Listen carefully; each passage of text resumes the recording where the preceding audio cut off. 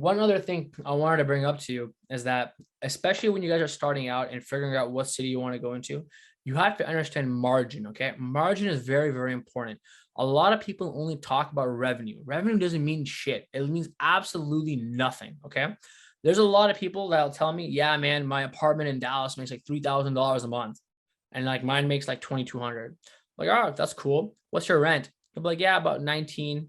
Okay. So your revenue is 3,000. You're paying $1,900 in rent, plus utilities, plus cleaning fee, plus everything. You're probably taking home like $650 to $700 a month, right? People don't tell you that. They just tell you the revenue, which means absolutely nothing. You're profiting $700 a unit.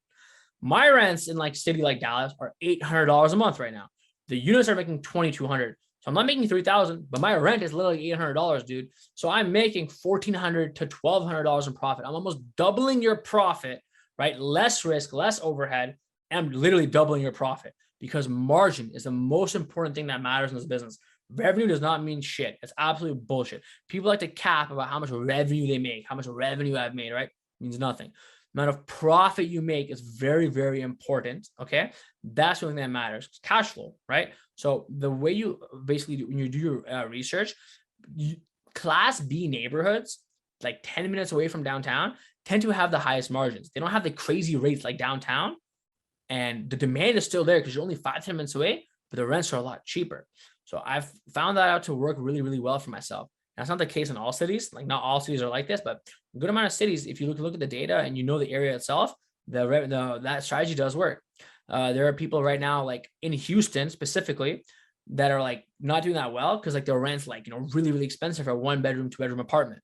If you go to the suburb, like the Woodlands, or like, let's say a place like that's 15 minutes away from downtown Houston, the rent for that 1 bedroom is like $1,100 a month, and you're making literally only maybe 20% less of the revenue than the downtown location, but your margin is way, way, way higher, right? So you want to make sure no matter what you do your calculations on the actual profit itself, figuring out what the rent is, how much am I going to actually take home after all expenses, after everything, money in my pocket. So I'm telling you, I literally see people, gurus, yeah, I make a 6-figure Airbnb business. I'm like, dude, you're making like $3,000 a month in profit. Just get a 9-to-5 job. Like, why are you going through all this stress? Dude, you're not making any money, right?